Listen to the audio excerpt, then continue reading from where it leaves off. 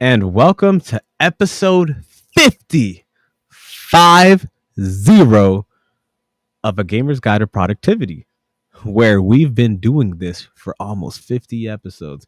Today, however, we're going to explore the intersection of discipline, creativity, and storytelling.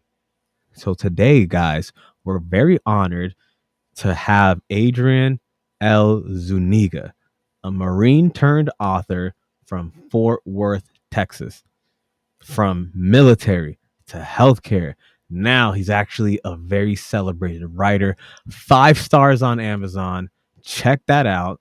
Of the Elder Scrolls Zaneta's book series, which showcases his unique perspective and prowess. And he is here today, not just on Men's Mental Health Month, but also providing his insight, not just into gaming, but all things creativity. So thank you so much, Adrian, for joining us today. Absolute pleasure.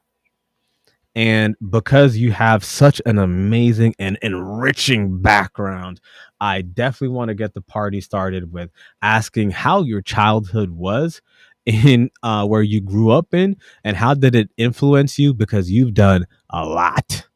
Okay. That is a big mouthful to bring to the table with my history. To sum it up, with my youth starting in Texas, it's 9 months of summer down there, 3 months of winter. It doesn't really get cold to freeze over, so you spend a lot of time outdoors. We Hmm. had a little ranch just south of Mineral Wells. It's a smaller town that's to the west of Fort Worth, and horseback riding, camping, campfires, riding to the Brazos River. It was, looking back on it now, I think it was kind of picturesque what somebody would see in, like, I don't know, just a Western movie or something.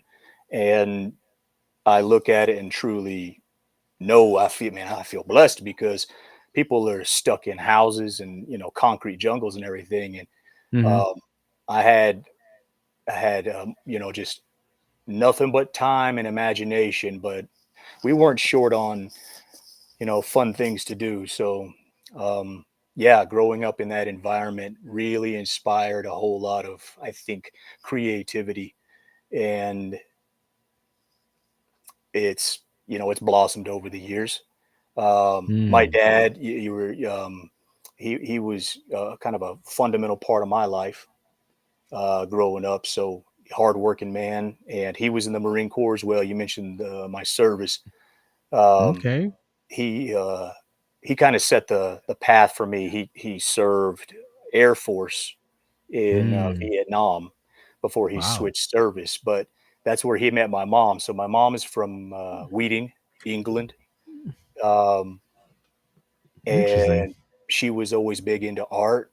So heavy on the art side from my mom, Hmm. heavy on the productivity and task completion, yeah, do your chores kind of thing with my dad. So yeah, just a good childhood for sure. Okay, now I'm gonna try to bridge this here because since you mentioned Texas childhood, it influenced you. You had 9 months of summer. Were you one of the individuals that had the experience of learning how to hunt? Oh, I mean, that kind of went without saying. Sorry, I didn't even mention it. I So just I, I wanted you to dive in. yeah, so hunting was a fundamental thing. It wasn't celebrated with trophies. We would stock Mm. our freezer with a good cow, sometime like a doe. Um, A wild we didn't cow? have no, we didn't have cow elk. When I say cow, sorry, I'm meaning like female elk, and Okay, we call okay, them just cows. oh, okay. Then, aside from actual hunting for meat, we had, plenty of fishing. We had a pond on our Mm. property. I was also Mm. tasked with um, killing turtles and snakes. Now, people hear this and they're like, "Man, how can you shoot the turtles?" But we stalked our pond with bass and catfish, and the Mhm. turtles would eat the small fish. Oh, They so would snapping annihilate 'em. turtles. Yeah, they would annihilate, Mm. what we Yeah, stocked the snapping pond turtles with. are different. Yeah, yes, those are Right. different. Well, Yes. not There's cute little turtles you put in your fish tank. No, I mean, these are problem animals, the but omnivore ones, right? yes, yeah, Yeah, they'll yeah. eat my finger if I go and try and pet them. Yeah, I remember that. Yeah, you put your finger in there, tear it off. It looks like food. It's gone. So I still have the little 22 rifle that I had when I was 10 years old with that job. We had a deer stand out by that pond and I hung it on my wall and it sits there today. So yeah, plenty of outdoors activity like that. I mean, there was hunting, there was fishing, and sometimes there was just varmint control like the fish. I mean, water moccasins were pretty bad with ponds anytime there's a body of water. So you don't want to get messing around with cottonmouth or Hmm. water moccasin, very poisonous. And yeah, if you see them, I'd see them. I'd sit up there for hours sometimes, see them swim across the top of the water, and just a little 22 is very accurate. Hmm. And so, would you at times be tasked with like it's your chore duty to go grab some meat, and you'd be out there 2 3 hours and nothing, and then you either come back home empty handed or you just like stick it through until like you actually get something? Now, as far as meat hunt for deer or whatnot, that is more of a task where we would do it as a group. Oh, as a unit, okay. Yeah, so I didn't have, by the time I was old enough to be doing solo hunts and stuff like that, I was already pushing towards joining the Marine Corps. But in my Mm. earlier teens, going out on the property and even to different areas, Justin, Texas. This is all before kind of Texas blew up. So, Mhm. that's another thing to mention is gone back. I recently revisited back in March, and the state has, man, I couldn't even recognize it. What used to Mm. be areas of just rural open land and you could hunt on it or get permission because it was just unbroken ground. Now Mhm. they got like shopping centers and stuff. I mean, it's insane. It's completely different from my childhood. Would you say that you had somewhat of like a unfair advantage or unfair advantageous head start amongst your peers when you started boot camp in the Marine Corps? And how do you feel like after your experience there, it changed your worldview or just maintained it the same? I couldn't say that I had an necessary advantage. I was already comfortable with certain conditions, but there was a lot of fellows I served with that were likewise. They were from Alabama, Tennessee. I mean, all walks of Mm. the country, and they were Hmm. likewise. Oh yeah, I grew up in the Appalachians, man. Man, I talk about some elk or whatever else. It was That's interesting to pretty meet cool. people, but the Marine Corps absolutely did not need sloppy hunters. So they Mm. broke a lot of bad habits and retrain everybody to do it the proper way, proper shooting, proper rifle handling, um, proper discipline, especially things you'd consider as being just a dusty cowboy in Texas. Marine has different procedures. So um, there's just things that we practice differently. And yeah, I think the advantage wasn't necessarily in like shooting or anything along those lines. They retrained everything, body positioning, the way we're holding certain things. It's pretty unique situation in and of Mhm. itself. No, that's actually pretty cool that everybody is literally starting from ground zero. Um no, that's actually pretty cool. So no unfair head start, and then after your experience there, did your worldview change? Did you see the world differently after your experience? Um, there's a degree of anticipation of what you're going to expect, but afterwards, my worldview was really set with a little bit more respect for things that I wasn't probably paying attention to prior. Um, just the common courtesy of simple things like holding doors. Yes, sir. Yes, ma'am. Please, thank you. Um, Sitting up straight, posture, being Mhm. kind, not prideful of yourself. Pride is a damn dangerous thing, but proud, to kind of just hold like a self image. So that's the whole thing that I did bring out with. It's just you have a degree of pride for what you do, Hmm. and yeah, essentially when you go in, they have to mold a kid into a Marine in 3 months. And I mean, you say 3 months, that's just one summer. Man, kids get out of high school and sleep through a summer, you know. Right. So they got their work cut out for them, um, because some of the guys that joined up don't even look like they wanted to be there. But I was, man, there ain't no draft no more. What's going on? you know. Hmm. No, that's actually understandable. Everybody, as you mentioned, comes from all walks of life. They all have their own unique situations. But here, we're here to discuss yours. And now we're getting to the juicy part. So you were in the military, you went off into healthcare, but then now we're here to the meat and bones. You wanted to go into writing and you decided to start telling people what was on your mind in stories and creativity and fiction. And my mind goes into thinking, what prompted you to pursue writing? Absolutely. So dialing it back just a bit from after the Marine Corps, um, I had my own separation with the Marines because of my own healthcare problems. So I Mm, started getting sick. I was in the infirm for a short while, and diabetes came surfacing. Full on mm, diabetes, like my pancreas stopped producing insulin. So for non medical people, all it meant is I had to either choose a office clerical job, and I was in armor. I didn't want to do that, or take an right. honorable medical. And I took an honorable medical. But after I got out of the service, I was just working like Texas utilities. I was doing line work, and it Mhm, was hot, and I couldn't really maintain my checking my sugars and all that. So I knew it wasn't for me. My sister was going through nursing school, mhm, and she was telling me, "Hey, you should try some allied health." But before mm, I started into journalism, writing. I thought I wanted to do something more along the lines of that, like being out there in some action and still covering stories, and it interests me, but at the same time, it I didn't want to just cover somebody else's stuff. So creative writing I leaned towards because I had a little bit of that mm, imagination still going. But I nipped myself in the butt just a little bit because I said, man, I got to have a job that's going to be there and pay bills. So medical is always there.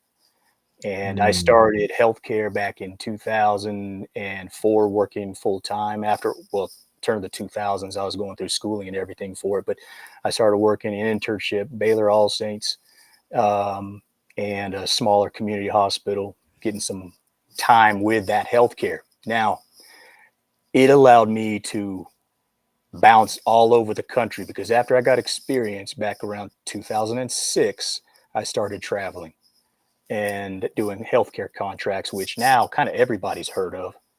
Right. Um, Before, whenever I started, there was only like two or three companies. I mean, it was barely even getting an attention seeker. But it got me to the East Coast, over in Maryland. It got me in Baltimore, D.C. area. It got me down in towards Mexico, New Mexico, excuse me. Dang. And then I got up towards Montana and ended up in Wyoming. Um, Yeah. so The four whenever I corners was of the USA.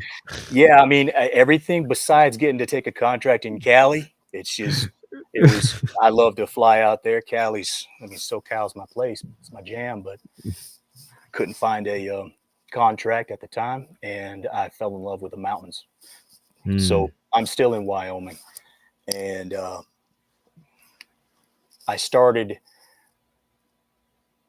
So a number of years went by while I'm doing these traveling around contracts and stuff, right? yeah. But around 2000, 12, 13, I was still doing kind of like some short storyboarding, writing some creative content for just potential ideas. Like just I had some collegiate notebooks. I would just write some small short stories. Nothing really blossomed too well, but I had some artwork that I had done that I fell in love with. Just kind of character concept, and around 2015 was when I had gotten a hold of Zenimax, and that was the kind of pivotal moment because press at Zenimax was they were still interested, but saying submit releases to their set email address, which I had done. And a number of years had gone by.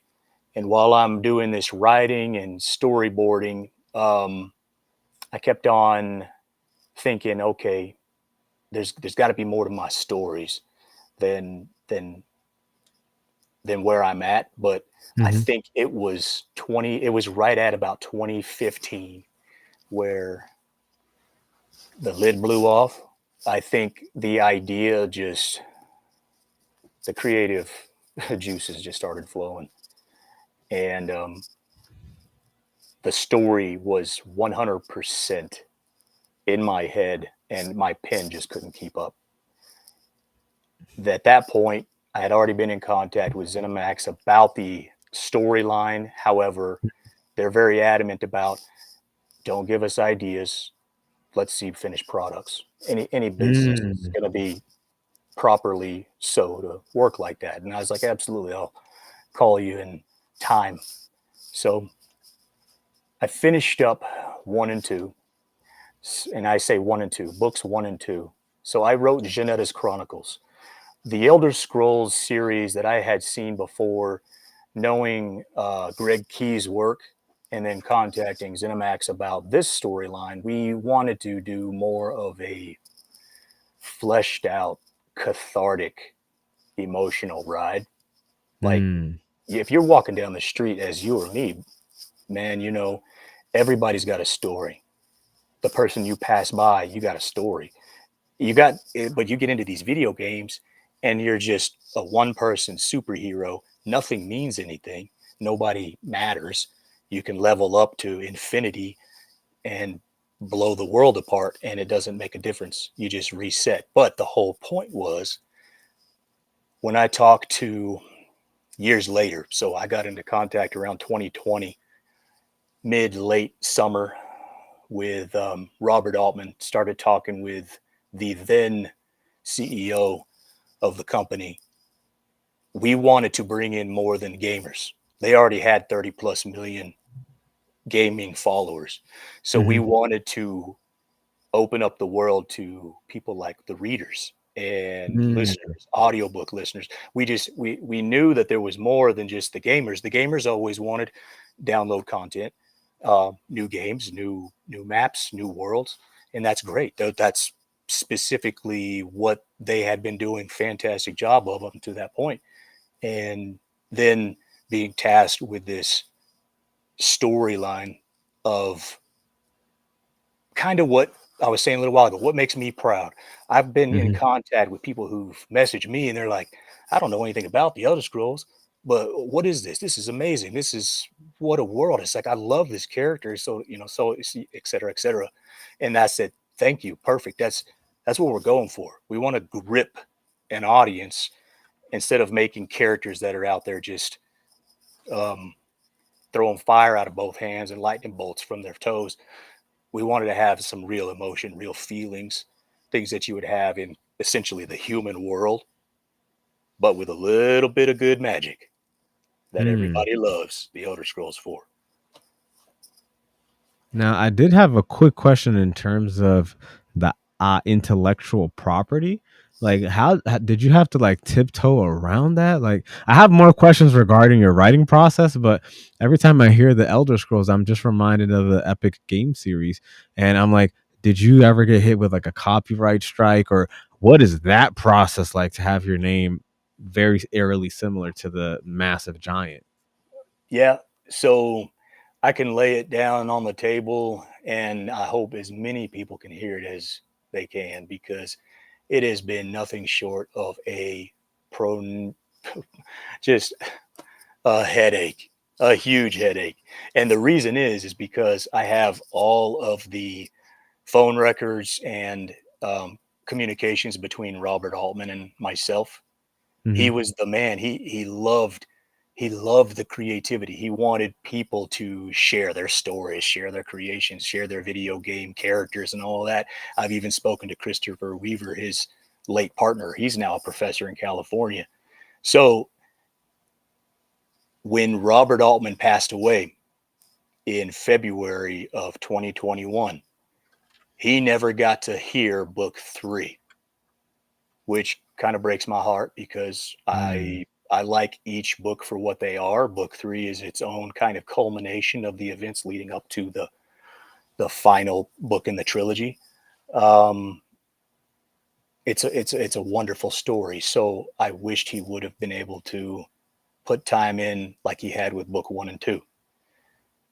And that's where it leaves the IP in a hairy spot with negotiations because I'm still back and forth with ZeniMax, and they haven't arranged anything with contract completion, promotion, officially releasing everything through Bethesda, even with having all the communication records that I've given to them. And I said, so I talked with this guy, and now who's the new boss? And the new boss is, had his directors and their attorneys and everything else looking over things. It's just snail pace, man.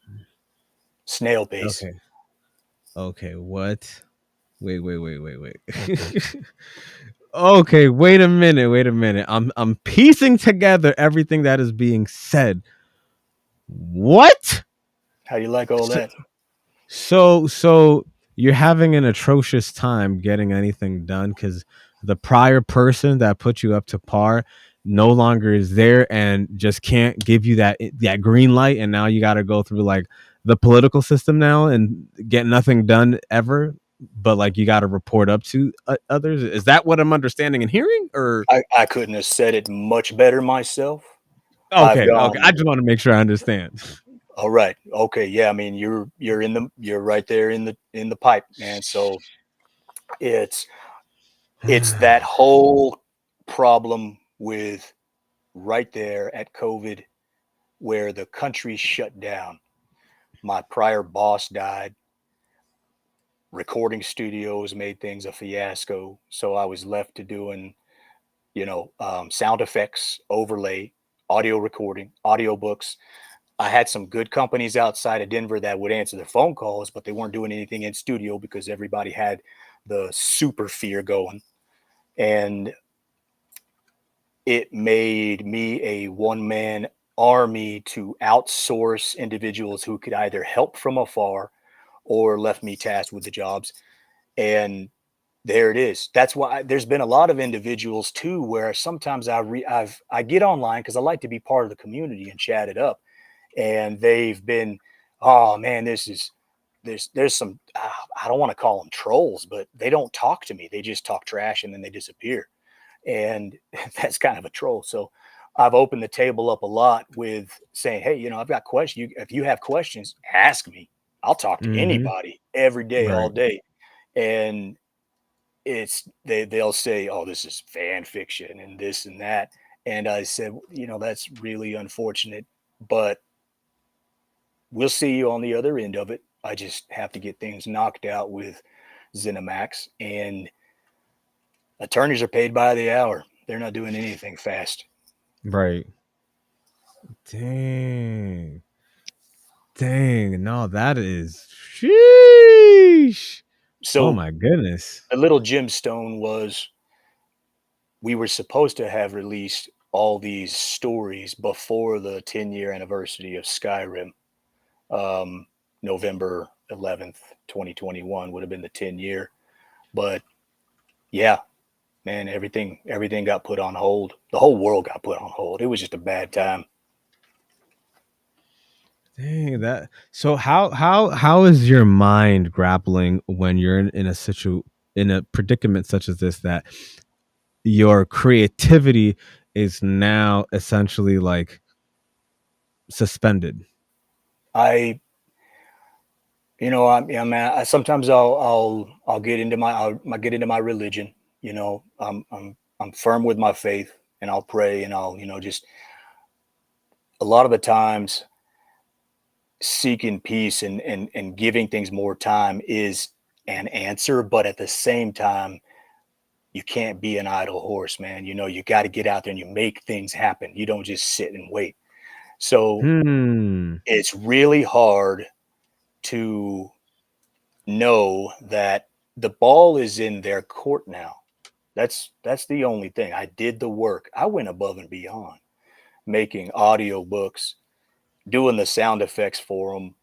I mean, you listen to book 3, by the time everything had been refined, it sounds like you're listening to a movie. You just close your eyes, you know? Right. And I have to swallow down hard the fact that things may not happen quickly with this. And it sucks, but at the same time, look at R.R. Martin. He wrote Mhm. he wrote all those Game of Thrones books back in the 90s. When did they come to movies? When did anybody really hear about them? Right. Like 2008 to after 2000, I think. That's So we're talking over a decade. mhm. I'm giving myself right now. I finished everything 3 years ago, and I've still been in back and forth contacts, and it's nuts how slow things are as far as happening. But my my favorite quote is like Tom Clancy, one of my favorite quotes. But he was saying the secret to any overnight success is 10 years in the making. You know what Mm. I mean? Right. So I can't be mad or upset that things aren't just shooting out of the cannon at light speed with this, Right. but at the same time, it's very frustrating. It's very Oh, frustrating. no. Yeah, the business side of writing is much different. When you went in to do writing, and obviously you did not foresee that business was just like going to be a completely different entity. But in your writing process, how did you end up perfecting, working on, or figuring out how to balance the discipline that was required in the military with the creativity needed for storytelling and being consistent? Perfect. Yeah. Patience. Um, and I carried around my notebook. I didn't have a computer all the time available. I didn't have time to turn it on and log in and all this stuff. I would have ideas fresh, just fresh off my brain, and they Mhm. needed to be written down. If I was working at the hospital, or if I was off days and at home, or playing with my kids, typically that notebook kind of followed me around. It'd sit in a seat, be in the car, or it would just be available. And I would always write into scenes that I envisioned, but they weren't necessarily in order. So a lot of the times I would put post-its, and I would leave off if I wrote down a short part of a scene that I had going, I would put a post-it there just with a brief description of what I was going into, so that I could kind of go back to it. Because sometimes if I was at the hospital, man, you get an overhead page, you got an emergency, whatever else, you got to stop immediately. But I never stopped with my focus, and post-its and having my writing material always at hand was crucial. I remember one time I was at the hospital, and a coworker that's now an Air Force officer, he came in and said the same thing. He was saying, "Man, what are you writing?" Because I just was just going. Remember, I was saying that the pen couldn't keep up with the thoughts in my mind Right. sometimes. Right. And I'm writing my story, man. I got to get this down. Hang on a sec. And he'd sit there quiet, and he would do some charting, and then he would have a brief conversation. I'd shut the binder or shut the notebook, and he'd say, "That's incredible, man." He's like, "What do you got?" I'd show him just pages, and he wasn't thinking at the time of what I was doing. I gave him a brief explanation, but two things. One, he wasn't a gamer, and Mm. he had no idea what the Elder Scrolls was. So I could have been telling him about. Charlotte's Web, and it wouldn't have made a difference, you know. So he was just enthralled with the fact that I was pouring out onto pages thoughts that I had for a story, and um, you know, it's I don't know. I think that's one of the biggest things is having my stuff available, disciplining myself to have patience because I'm not always able to write out a page of a story in a single setting, but I would put post-its to keep myself smart and on track with where I was going with this scene and what my intentions were as far as, you know, the feeling, what I wanted to kind of the emotions I was trying to convey in a scene. I'd put it on Mm. post-its, man. Post-its. I had so many post-its in them books, it probably double the thickness. When you carried your notebooks consistently with you, and you had your post-its, how how did you organize that together when you had your brainstorming session, or whenever you, I don't know, needed to catch back up, or you had your set time? How did you organize all that? Because for me, it's all over the place, but then it It comes is, together. and it But then was. how did okay. Yeah, no, it was as far as organization goes, the post-its were detrimental. If one of them would have fell out of place, it would have set me back a day just to kind of reorganize. Mm, It never happened. It didn't. But the point was that those scenes were organized in my mind. It's kind of like going into somebody's house. They know where everything is. You know what I mean? What truly put things into organization was when I put all of that into the computer. So I transcribed everything by just reading my notebook. And then I would have to fix spelling errors because names and places they don't match up with the human language that often. Um, but then after everything was transcribed, then I can go in there, highlight what I need to, copy, cut, paste it where it needs to be so it's in sequence. I did that a number of times over months, if not years, of like self editing before we did professional editing workshop. And after everything was reading like I loved it, then I would read it out loud because a story that you read in your mind, you can say it out loud and it might sound like garbage. I mean, that's truly the thing. When you hear a story, right, you know, it's like, wow, that sentence is extremely run on. I need to cut this and this and that, you know? right. So I probably read it 4 or 5 times over in a month, and then I would edit it and then redo things until it's like the audio book was born because I read it so many times, it sounded exactly like I saw it. And that was key to it. So essentially, information gathering, story writing, creative content, all the stuff went into the notebooks, then transcribing it into the computer. This sounds like tedious work, but I mean, Oh, it's really tedious. You are a grinder, sir. You are a grinder. thanks, man. Yeah, I still I can listen to my audiobooks over several times and I'm still not bored with them. Oh, that That's makes me want to interject right there. So you are your number one fan. I didn't intend it. And I don't know if I'm my number one fan, but I don't think there's anything wrong with it because if I No, like there's not. a That's story crazy cool. Yeah. so well that I can hear it, Yeah. man, it's like, okay, listen to book one. It's like it's the startup of who Zaneta is, the world that you're being introduced to. The first 20 minutes, I've been told by some people, like, oh, it's a little slow. And I was like, yeah, that's because for that, like the non-gamers, I had to bring them into the world. For the Right. gamers, they're like, man, that was the most boring first 20 minutes of a book. And I was like, but that's because you're familiar with everything. Right. But then the story picks up and takes off, Mhm. and then it doesn't slow down for the rest of every single book. It goes through that world, what the characters are suffering through, what they're experiencing, happy things, sad things, fights. Um, but I guarantee you listen to book one to book two to book three, there's going to be points, I think, when the listeners are going to be able to anticipate that scene. They're like, man, I'm going to fast forward to this part in this story. It was just so gripping. And I listened to it and I'm like, man, that don't even sound like me. Who the hell is this? This is like actors. This is like three different people here.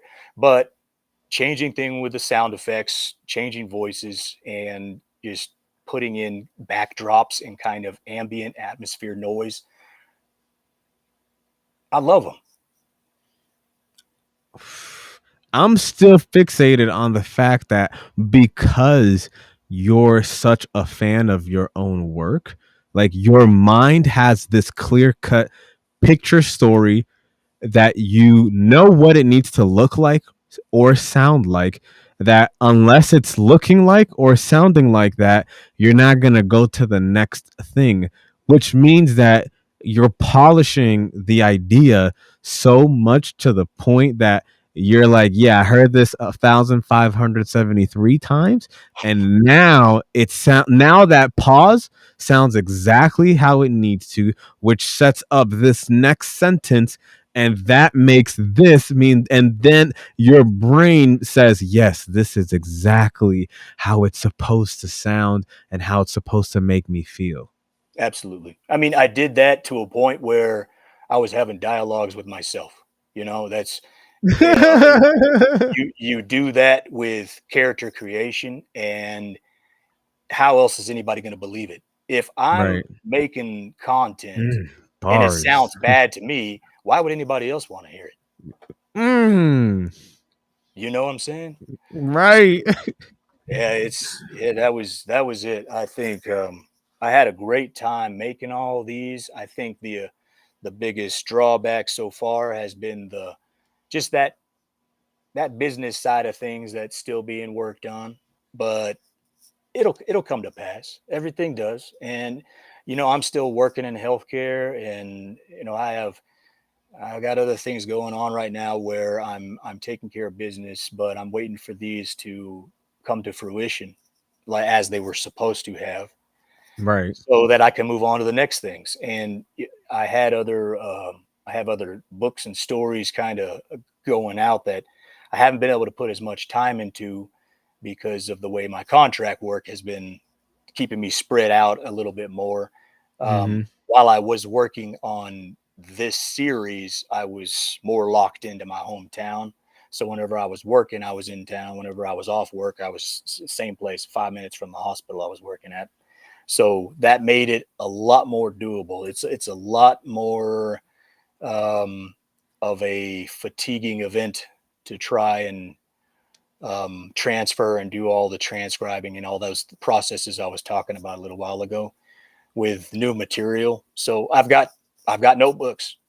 We were just talking about the notebooks and post-its. I have not changed. I still have my stories that are essentially um, elaborations that are supposed to be following this same family, but also new characters and with a different twist of events. So I won't say too much.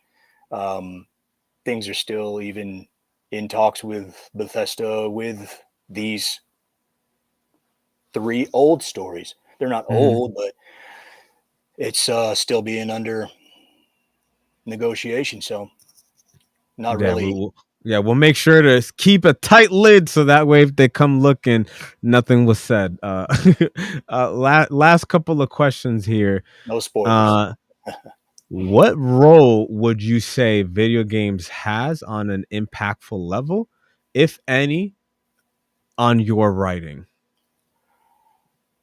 Absolutely a huge influence with that world building.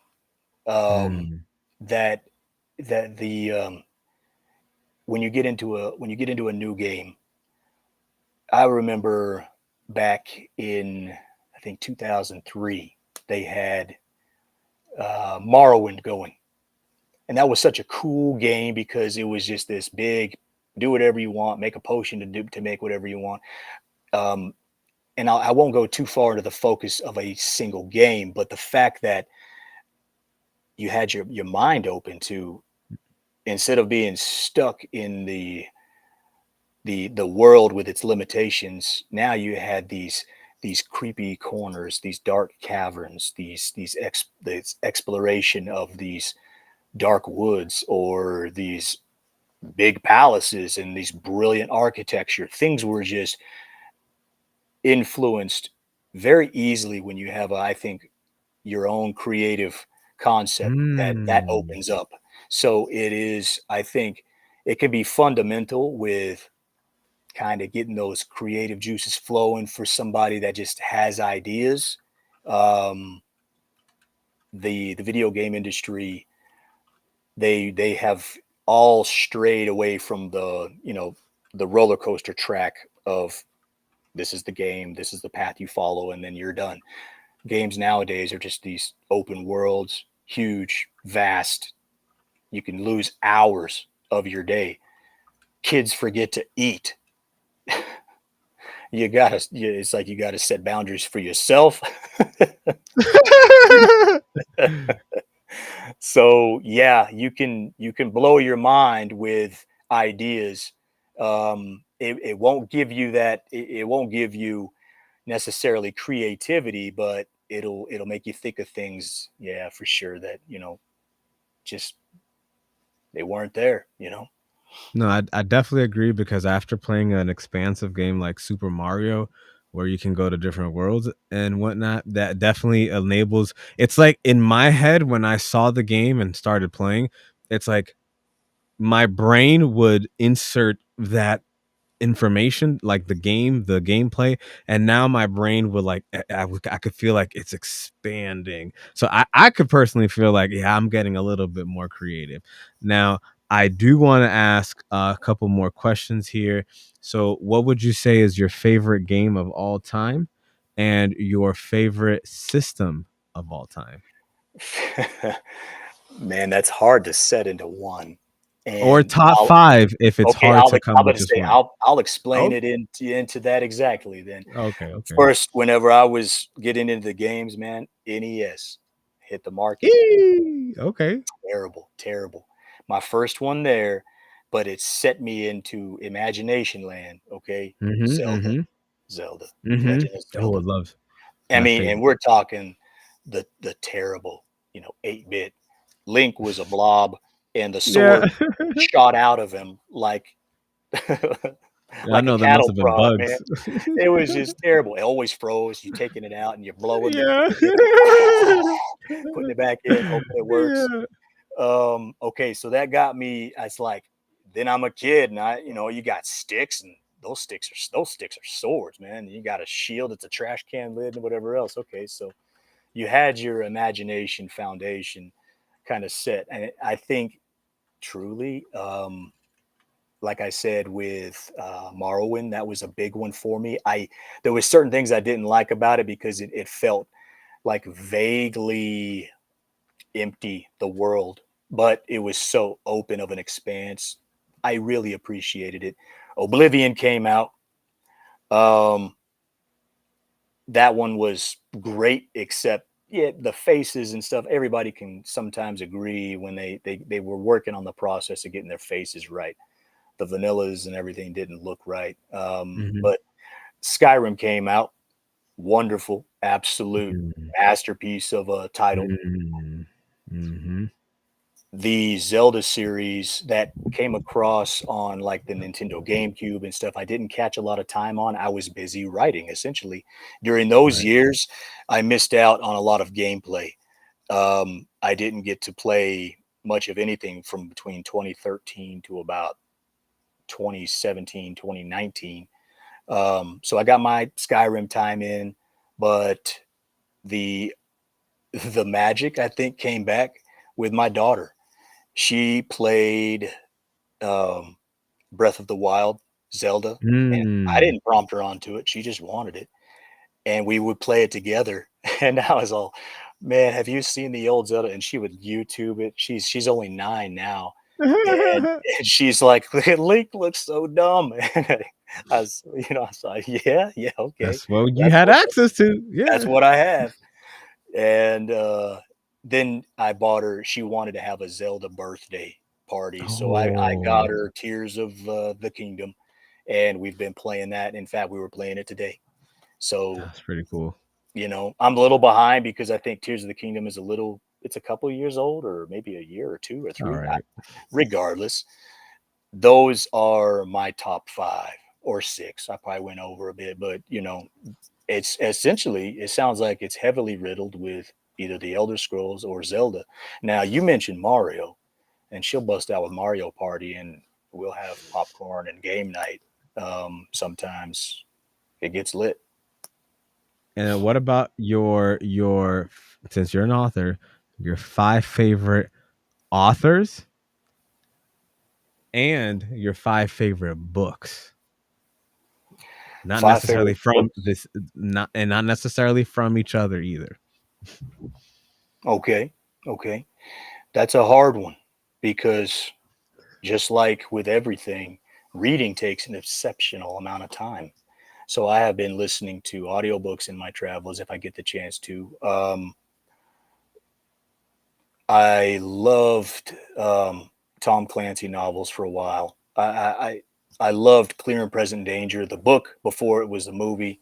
But Mm, Harrison Ford did a fantastic job in the live action of it. Um,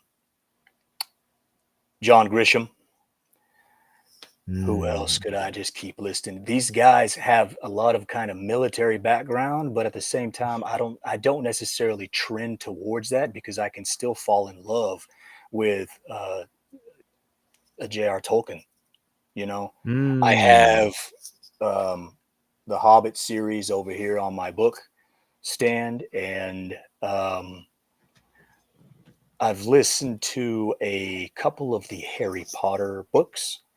I wanted to get into, some friends had told me, you got to listen to the book. The movies just cut so short and they left out so many parts. And there's some darker scenes in the books. So I listened to The Goblet of Fire. I listened to mm. the, oh gosh, I can't even remember the title's name. Um, but I think I'm a broad range of material. I don't have to be set in a genre, Mm-hmm. and I definitely don't have to be set with an author specifically, like potentially some of um,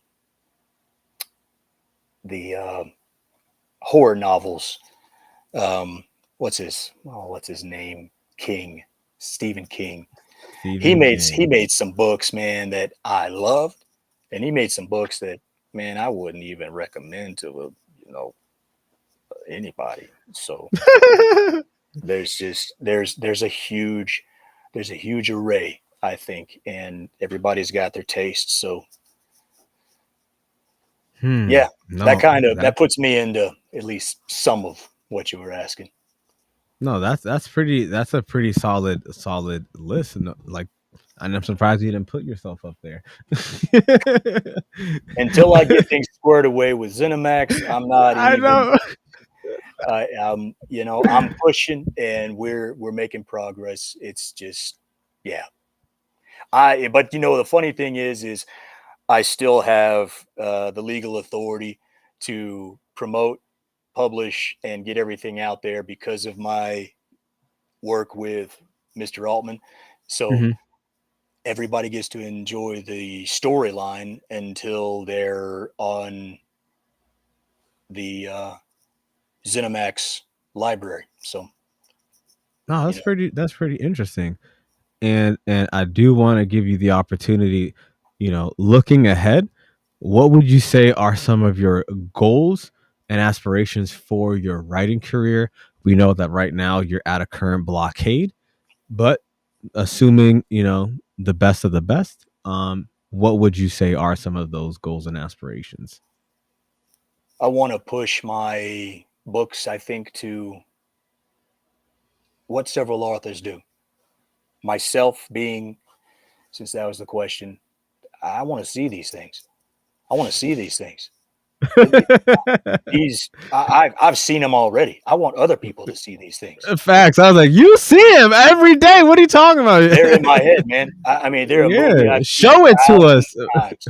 That's exactly it. So I have nothing short of complete faith that stepping forward and people, if they were even apprehensive, they're like, we don't really know how to capture this scene. I'll be like, all right, let me, do you need a creative director? Because I know exactly the time of day, the lighting, the ambient sound effects, the emotions that the characters are wearing, and how this scene is supposed to look.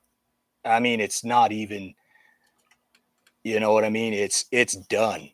So yeah, that's it. I want people to see these things. I want to write more, and then I want people to Right. see those things. So yeah, that's it. You can't, when you're that creative writer, when you get that creative content, I think that's the biggest hell that you have to put yourself through is you can put it all on paper. I've been blessed with the fact that I have a little bit of a radio voice.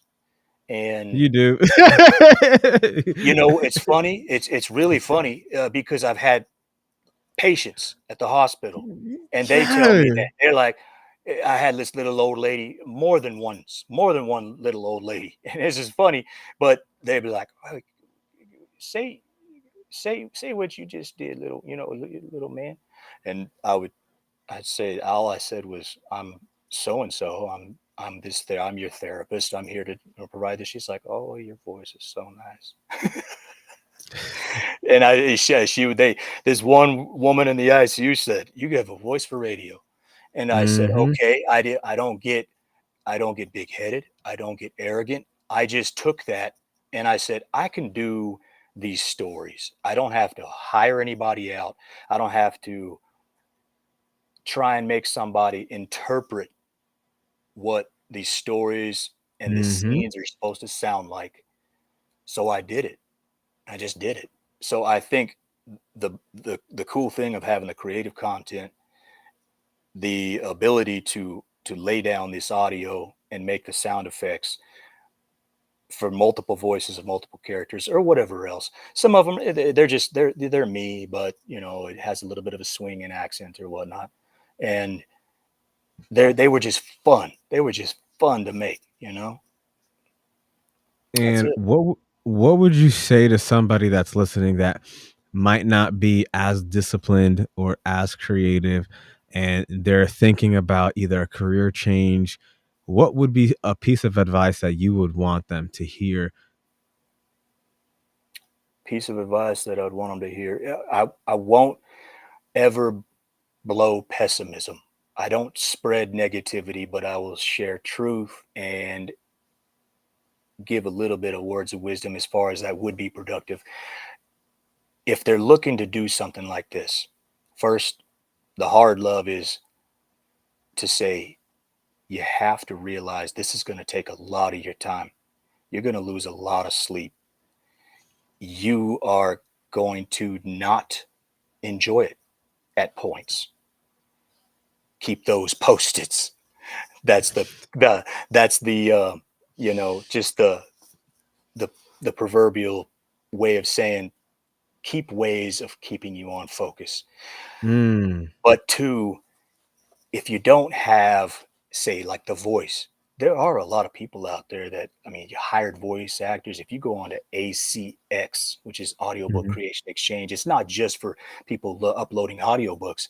There's also a list of voice actors that you can search through and have them audition to you reading lines of your story. Now, that's if you are already a story writer.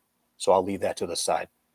But as far as creating the content, yeah, I think finding motivation is very hard. One thing that was instrumental, pardon the pun, in my creativity was I have a lot of friends in the music industry, and their songs and music were so enriching to some of the scenes. I can guarantee you that there are scenes in every single book that I could play a song that I've listened to that would match that scene like it belonged mm. in a movie. because it was inspirational to that point. So, however you find your inspiration, doesn't matter if it's walks, playing with your pets, listening to music, playing music. I got my violin, my viola right here behind me. Yeah. Sometimes my artwork would be my inspiration. I would need to draw a scene. I see a scene, I need to draw it. I would draw some of the um, storyboarding artwork for my design, and I can kind of capture where I was going with a scene. If I didn't have music for it, at least I would have something. It's like I can see this character's running towards this, or this is happening in this scene, and it's kind of, it expresses what would that character be feeling. So im motivation and inspiration are everybody's beast of burden. You know, it's their own. They have to fight that battle. Um, but that's truly what it truly is important. You have to find some inspiration wherever it's coming from, because when you hit a writer's block, you're done. You're dead in the water. It's like you can't think of anything. Where am I going? Mhm. I don't even Mhm. remember what I was feeling with these characters at this point in this Mhm. scene. And then maybe a song comes on the radio, or maybe you have a history of listening to, like I do, certain artists, and man, all of a sudden, boom, the path is lit, and we're moving full steam ahead. So inspiration is hard. Seek it, find it. Don't let it crush your spirit when you don't have it. It just takes time. Sometimes I'd be driving around for a week and I wouldn't have anything, any thoughts. But when they came, like I said, I couldn't keep up with my pen. Wow. Well, thank you so much, Adrian, for providing this amazing amount of information. Guys, if you like this, make sure to like, comment, and subscribe. Make sure to also check out the Elder Scrolls. The links are in the description. It's going to be there. So if you don't know where it is, just check the description. It's going to be there. We hope you really enjoyed hearing about Adrian's remarkable journey, what he's been through, what he's going through, what he has planned, his insights into storytelling, his world building, how he was able to craft all this. So if you like this, make sure again, like, comment, and subscribe, where we're going to bring inspiring episodes where we explore how we can be passionate and disciplined and how this can lead to amazing achievement. Other than that, I wish everybody an amazing night. Keep leveling up, keep gaming, and being productive.